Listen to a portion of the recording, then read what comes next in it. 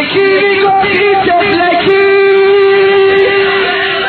از بچه سختی کشیده حالا دیگه خسته شده چشماشو بسته خوابیده یکی میگفت بچه دیده